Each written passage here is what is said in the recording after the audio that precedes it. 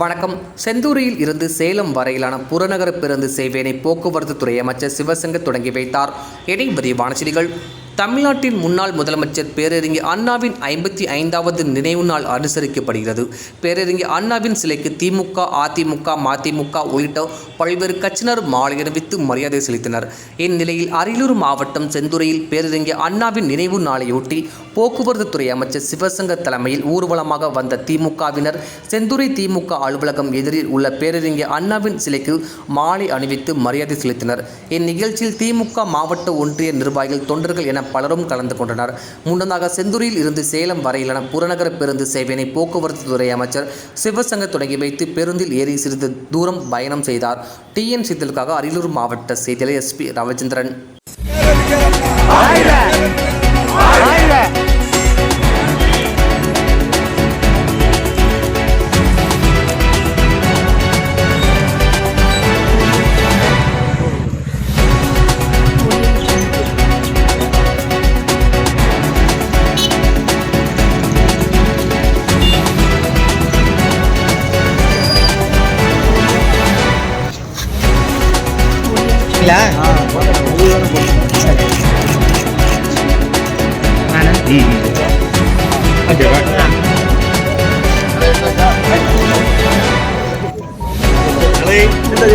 Okay,